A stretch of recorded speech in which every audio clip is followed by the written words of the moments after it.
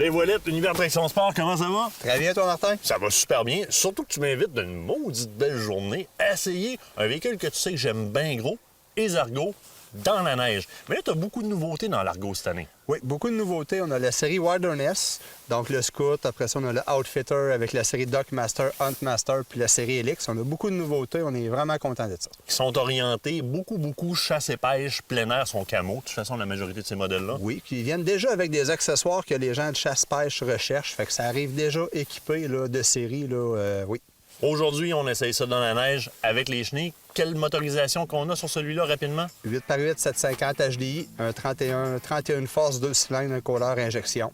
C'est génial. C'est assez, ça me tente d'essayer ça. On y va? Oui! Yes!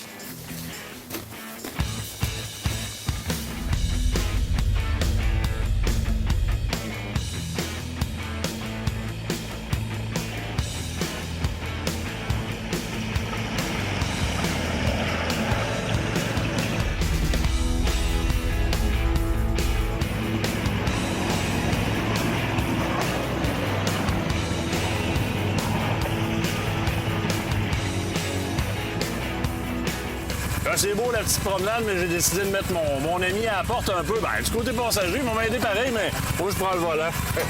Salut!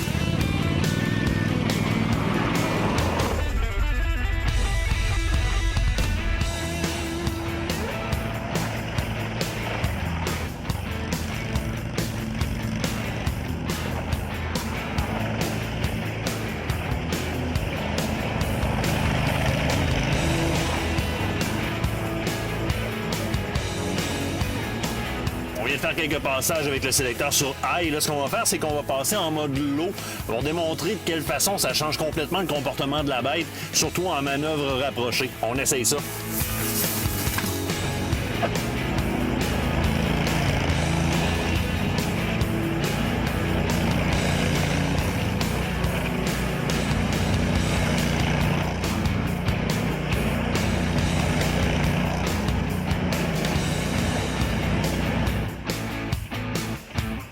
Dave, aujourd'hui, on roule avec le 750 HDI.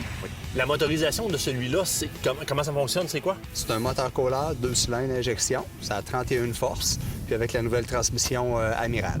OK. Il y a d'autres motorisations aussi disponibles dans la gamme? Oui, on peut avoir, dans le fond de la gamme d'Argo, on peut avoir tout dans le moteur Kohler à cette heure, puis on peut avoir du 23 forces, du 26 ou du 31. Il y a quand même un bon choix de configuration au niveau modèle et au niveau motorisation. Oui, puis ce qui est le fun, c'est que les prix d'un Argo, ça part de 10 000 à 31 000, fait qu'il y en a vraiment pour tous les budgets, là, les gammes de prix. On peut rentrer dans le monde de l'Argo à très peu cher, ça c'est très apprécié. Ici, particularité, on est sur des chenilles. Mais avant même d'embarquer les chenilles sur ce modèle-là, je remarque que tu as des mags pas pires, hein? Oui. Côté beauté, c'est sûr que c'est le fun, mais c'est plus le côté pratique, Martin, parce que ce qu'on peut faire avec les mags, c'est que vu que c'est des beadlocks qu'on appelle, le pneu est pris entre deux cerceaux. Éviter de déjanter. On peut rouler avec la pression d'air plus basse, donc plus de confort. Puis vu que le mag est décentré, c'est qu'on n'est pas obligé de rajouter des spaceurs quand on veut mettre nos chenilles. On vire le mag de bord, on met nos chenilles dessus. Tout simplement. Oui. Ça donne ce que ça donne là. En termes de capacité de traction, la chenille, on l'a vu tantôt, on a eu à travailler pour remonter de la banquise. On partait un peu plus, puis on partait à dérive, nous autres là. Tu le sens rapidement. Tu as vraiment une prise tout le long du véhicule, non pas des roues qui fonctionnent de manière indépendante. Ça a remonté. On aurait pu rester pris en bas, mais à manger de même, ça y était, il n'y a pas de problème. Oui, avec la nouvelle transmission, justement, Amiral, qui fait qu'on est toujours 8x8 aussi. Puis avec les chenilles de caoutchouc, on est allé vraiment chercher la bonne traction. Puis des fois, le petit coup de volant donné à la bonne place avec le petit coup de gaz va faire qu'on va sortir d'une mauvaise situation. On aurait pu faire des tests de remorquage, mais on connaît déjà les données. En termes de capacité de remorquage, c'est quand même capable, ça. Oui, on peut remorquer quand même 1800 livres, OK? Puis capacité, dans le fond, intérieur de la machine, c'est plus de 1000 livres. Là, Donc, la capacité de chargement. Oui, donc, exactement. pour mon chasseur, pour monter son stock en remorquage, on va dans le 1800 livres. Mais l'Orignal, là, on peut se permettre de tuer gros, il n'y a pas de problème, ça va embarquer là-dedans. Surtout une fois éviscéré. On a de la place à Il y a marquer. de la place pour 1000 livres de viande. Vous tuez pour plus de 1000 livres de viande, on a un problème. C'est pas vraiment un problème, là, Non, tant mieux. absolument. Écoute, moi, je te suggère qu'on retourne rouler un petit peu. On se fait un petit wrap-up à la fin de tout ça, voir de quelle façon on peut l'intégrer dans nos chasses, dans nos pêches, mais je pense que ça part très bien. Yes, pas de problème.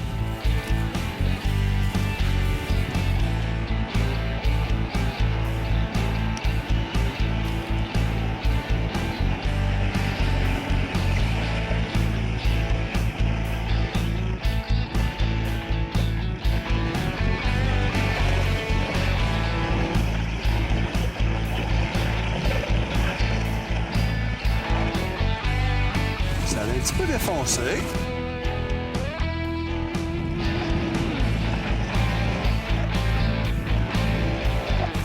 Descends là, dans la place. Ouais.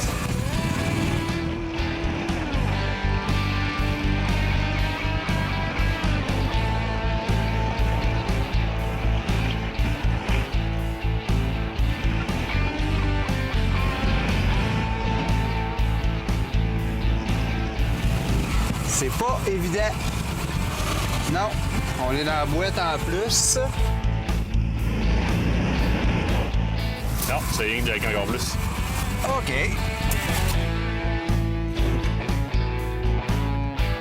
Ce qui est arrivé ici, c'est relativement incontrôlable. On a une partie de la glace qui a cédé en avant du véhicule. La situation dans laquelle on se ramasse, c'est très simple. L'avant du véhicule est complètement à côté sur un bloc de glace, donc c'est insurmontable, on est coincé. Et à l'arrière, pour traction, tout ce qu'on a, c'est de la glace pure et simple. C'est impossible de sortir de cette situation-là strictement qu'avec le véhicule. Par contre, ces machines-là viennent munies de treuils. C'est là que ça devient important d'avoir ces treuils-là, d'avoir des treuils de bonne capacité. Vous allez voir comment est-ce qu'on travaille ça. On va sortir le véhicule comme si de rien n'était. Avoir été seul, on aurait été se prendre sur un arbre ou quelque chose comme ça. Ici, on a 2 véhicules Argo, donc on va être capable de s'aider à 2 puis de sortir le véhicule de cette fâcheuse position-là.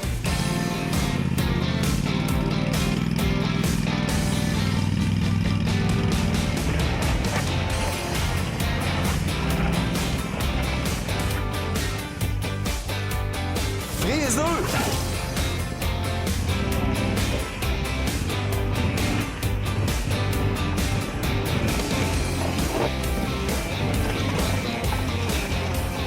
Là, on va y aller, mais encore de côté un peu. Ah, mais t'as pas la peau. Direct là.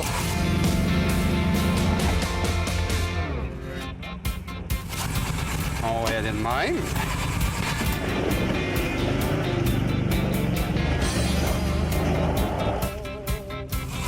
Là, sais-tu quoi? On va un peu comme on était tantôt.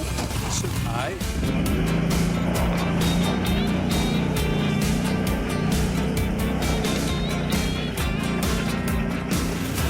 Yeah! Yes! Non, on reprend ton expression, c'est un peu baveux comme passe, ça. Ouais, c'est audacieux un peu, ouais. Ce qu'il y a à retenir là-dedans, c'est que pas de chenille, on n'aurait jamais passé là.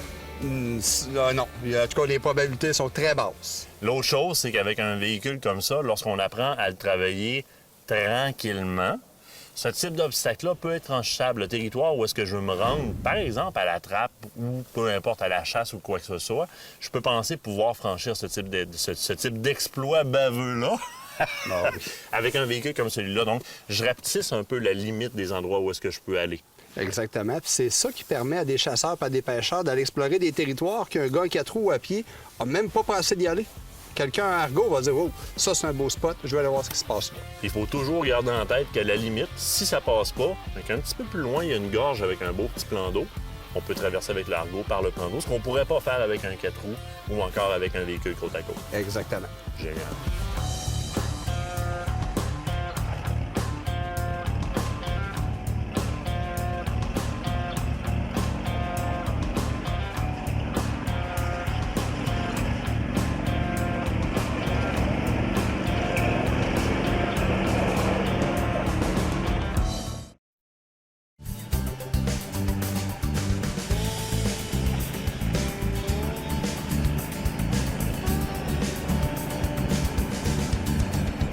Dave, c'est le temps de parler de chasse. Tu as des modèles qui sont vraiment adaptés, des éditions qui sont carrément dirigées vers les chasseurs. Oui, on a, dans le fond, dans le 6x6, on a le modèle Scout. Oui. On peut l'avoir dans le 8x8 aussi.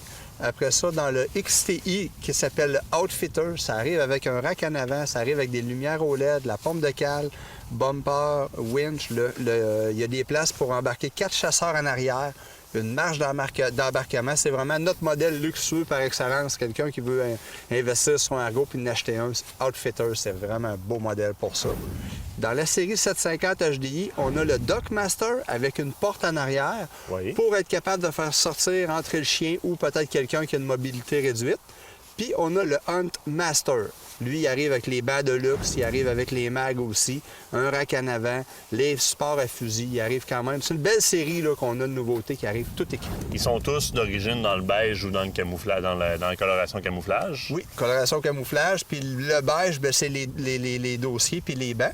Puis les dossiers, au lieu d'avoir juste un petit dossier dans le milieu du dos, on a vraiment un dossier qui va chercher la hauteur du plein dos. dossier. Oui, vraiment beaucoup de confort qu'on est allé chercher. Dans chacun de ces modèles-là, les différentes configurations de motorisation, je peux les prendre en option? Non, bien, les modèles, ça arrive vraiment comme 750 HDI, puis le XTI.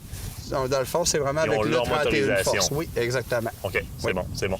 Au niveau accessorisation, au niveau option, si je m'en vais dans l'optique hors route, c'est sûr que, bon, tu as les treuils. Au niveau des treuils, tu vas avoir plusieurs choix. Oui, plusieurs capacités de treuil. Habituellement, on met un 4500 livres. On peut mettre du 5000. J'ai déjà mis du 8000 sur une machine, ce qui était peut-être poussé fort un peu, mais le client voulait ça. Puis après ça, on peut vraiment les chenilles, le toit, pare-brise, un receiver pour mettre le treuil à l'arrière aussi. Oui. Ça se met rapidement, c'est plaisant. Donc, on peut changer le treuil d'en avant en arrière, dépendamment de la situation dans laquelle je suis. Exactement. Au niveau chasse, c'est évident qu'il y a énormément de types d'étuis qui se vendent sur le marché aussi qu'on peut venir mettre sur le véhicule. Oui. Donc, au niveau, tu me parlais de chasse au canard tout à l'heure, ça m'amène à te parler évidemment de moteur. On peut mettre un moteur hors bord sur ces véhicules-là pour se déplacer sur les plans d'eau. Ça fonctionne comment? Bien, dans le fond, c'est que le moteur hors bord, c'est un support en moteur qu'on vient installer en arrière de la machine. On peut mettre jusqu'à un 9.9 force, OK, parce que sinon, ça ne donne rien d'être trop fort. L'idéal, c'est un 4 à 5 force. On a un pied long là-dessus.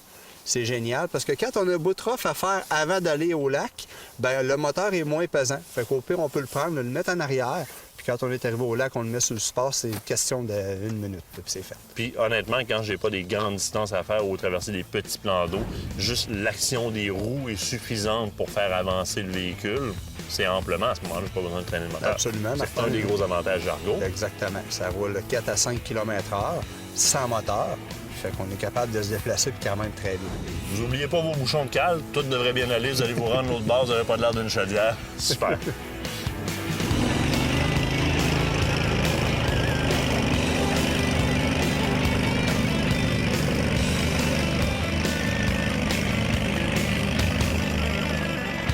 S'il restait des petits doutes au niveau de la capacité de traction de ces machines-là, des Argo, on vient complètement de les annihiler. Dave, on prouve qu'un Argo, c'est un véhicule qui est très à propos dans nos activités de chasse, de pêche, de villégiature de plein air. Ça passe partout. C'est un véhicule utilitaire complet qui est très intéressant et à considérer pour un chasseur ou un pêcheur. Ouais, absolument. Argo faut retenir tout terrain, multipassager, toute saison, puis amphibie. À partir de là, on répond à énormément de besoins, Martin. Là, il y a juste un besoin qui me reste à répondre pour te reprendre. Si je suis pas prêt à faire l'acquisition d'un Argo, j'ai pas conduit, je connais pas le feeling de route d'un Argo, y a-t-il moyen d'essayer ça avant? On a une piste d'essai ici. Fait que quelqu'un qui appelle, on se sédule un petit rendez-vous, on va l'essayer ensemble. Ou quelqu'un qui va avoir plus de temps pour l'essayer, il peut le louer. Demi-journée, journée, fin de semaine, mois. Une partie de location, après ça, si les gens font l'achat, bien, il est déduit sur le prix d'achat. OK. Fait que, aussi simple que ça. Au départ, si j'ai pas la place pour storer un Argo ou le moyen de le transporter, je peux tout simplement, quand je pars à la chasse, réserver un Argo, passer le chercher, aller faire ma chasse puis te le ramener par après. Exactement. J'ai beaucoup de clients qui font ça. Ils se mettent à 2-3 gars. Fait que pour la semaine de chasse, bien, ils ont la machine appropriée. Puis c'est toujours des machines neuves. Je sais jamais des vieilles machines. Tout le temps des machines neuves en location. On élimine les coûts d'entretien, on élimine le casse-tête de CRSA, on vient le passer, on le ramène à Dave, puis si jamais on pogne la morsure, tu fais une réduction à partir du prix de location sur le coût d'achat, on rabat une partie de ça. Absolument, Martin. Dave, ça veut dire que dans mes prochaines chasses, si j'ai besoin d'un Argo, je passe te voir? Ben oui, absolument. Allez, un gros merci, c'était une super belle expérience. On se revoit, c'est sûr et certain. Merci, Martin.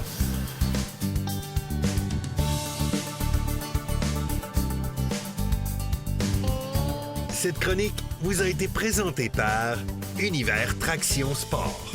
Évadez-vous à bord de l'un de nos véhicules.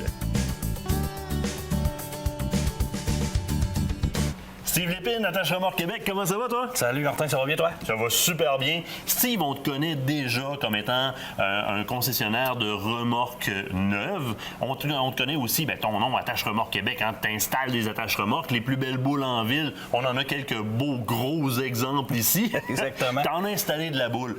Mais tu fais pas que ça. Eh non, Martin, c'est notre spécialité. En fait, au niveau de la mécanique, qu'on fait l'entretien complet des remorques, que ce soit au niveau du filage, des roulements à billes, les bearings, les freins. On a un atelier de mécanique spécialisé à ce niveau-là. Fait que pour mon véhicule, je continue à aller chez mon concessionnaire, mais tout ce qui se passe au niveau réparation pour ma remorque, Venez nous voir chez Attache Remorque Québec. Nos techniciens vont s'occuper de vous. Ils vont bien vous conseiller aussi à savoir quelle sorte d'entretien faire sur votre remorque, préventif. parce que là, l'entretien sur une remorque, il y en a beaucoup plus à faire qu'on peut le penser. Les gens portent beaucoup d'intérêt, par exemple, à l'entretien, si je prends juste ça, les freins. Exactement, On ça, va c'est faire important. vérifier les freins régulièrement sur notre véhicule. Donc, ce qu'il y a en avant. C'est que les gens ont tendance beaucoup à négliger l'entretien des freins sur les remorques. Mais en fait, c'est comme un automobile. C'est que si on néglige les freins sur notre remorque et qu'elle ne freine pas, ça va avoir des répercussions sur l'automobile à ce moment-là. Là. Et là, si je regarde l'intérieur de cette pièce de frein-là, la quantité de pièces mobiles qu'il y a là-dedans, je vois qu'il y a de la graisse d'origine là-dedans, donc il y a des choses qui ne doivent pas Parce que si on a une sur fer. backplate de première qualité, c'est que dans le fond, les systèmes de freinage qui viennent de série avec les remorques, c'est pas graissé comme ça. OK. Ça, c'est un exemple d'un bon entretien. C'est que quand c'est graissé, ça fonctionne bien. La friction, il y a pas de. Si on veut, ça peut pas coincer. Donc, ça rouille pas, ça freine. C'est que si on veut, quand ça coince, ben là, ça freine plus. Puis là, à ce moment-là, la remorque va pousser sur le véhicule. Fait que c'est important d'y aller avec un bon entretien à ce niveau-là, au moins, je vous dirais, une fois par année. Une fois par année, c'est suffisant? Oui. Parce qu'il faut comprendre une chose, hein? Comparativement à des freins à disque, par exemple, qui sont très ventilés, hein, la poussière lève, mais elle redescend, dans un frein à tambour comme ça s'emmagasine. C'est plus problématique un petit peu, c'est ça. C'est pour ça qu'il faut que ça soit démonté, nettoyé et réajusté. Par le fait même, on va le graisser. Donc là, le mécanisme va très bien travailler, puis on va prolonger la durée de vie de nos freins. Situation qu'on a tous probablement déjà connue, en descente de pente sur quelque chose qui adhère pas du tout, comme du gravier, par exemple. C'est notre réalité à nous autres chasseurs-pêcheurs, avec beaucoup de chargement dans la remorque. Et il y a une camionnette qui est peut-être pas très, très présente. Oups, il n'y a plus beaucoup de freins sur la remorque. Ça pousse dans la camionnette. Hey, ça peut être épeurant, là. Un peu. Ça peut être épeurant. C'est important. Donc, Ça freine. c'est plus que de protéger des pièces pour avoir à les remplacer. C'est une question de sécurité. Absolument. Je t'amène sur un terrain que beaucoup connaissent dans notre domaine à nous autres, les fameuses remorques artisanales. Beaucoup sont propriétaires de remorques artisanales. Puis le système de freinage qu'il y a dessus, c'est généralement celui qu'il y avait après la paire de roues en 1928, quand le gars l'a monté. Ça, évidemment, c'est pas conforme. On peut remédier à ça en remplaçant tout simplement la plaquette de fond comme ça, ou on va remplacer l'essieu au complet. Ça, je vous dirais, l'important, peux c'est vraiment d'apporter tout votre faire, remorque là. chez Attache Remorque Québec, voir mes techniciens. On rentre la remorque, on l'évalue ensemble, on regarde les besoins aussi là, du client et son budget, puis on va travailler avec ça. Qu'est-ce que tu as à dire aux gars qui remplacent eux autres même leur bearing de roue? Ça, je vous dirais que c'est pas tout le monde qui sont habitués avec Non, ça. hein? Souvent, c'est mal graissé. On en met de voit. la graisse Ils mettent là-dedans. beaucoup de graisse, mais ils le mettent pas dans le bearing. Tu sais, c'est important de graisser dans le bearing. Puis si on met trop de graisse, ça vient compacter le cil en arrière. Le cil va ouvrir, il va défoncer. Puis là, ben, on va venir contaminer nos plaquettes de frein. On est pris pas à mieux. 250 km dans le bois. C'est souvent là que ça arrive. On aurait pu passer par chez vous, faire remplacer ce bearing-là. Ça aurait coûté une couple de pièces de plus. C'est pas coûteux comme entretien, ça, Martin. Là. Ben, tu sais, ça vaut la peine à ce moment-là. Peut-être des Quand c'est techniciens bien qui s'y fait. là. connaissent. Exactement. Filage. Le filage sur les remorques, pour plusieurs, c'est tout qu'un cauchemar. Je flash à droite, ben non, ça break. Flash à gauche, ben non, c'est les 4 flasheurs. Pour nous autres, ça n'a rien de sorcier, fait que c'est notre spécialité. Venez nous voir, on va s'en occuper, on va tout démêler ça, on va souder nos fils comme il faut. Faut pas mettre de connecteur de plastique, ça dure pas. Puis là, ben, les gens ont des problèmes de lumière, de filage. Remplacement de lumière, conversion au LED, j'imagine que tu vas être rendu là. Exactement, oui, absolument. Beaucoup plus esthétique en plus. Toujours faire des contacts soudés, c'est ce qui est important. Parce qu'avec des connexions, ça t'offre pas. Là. Puis question de ne pas faire de soudure froide, on est aussi bien de faire affaire avec un technicien qui est déjà chevronné à ce niveau-là chez vous. Comme Bien ça sûr. va fonctionner.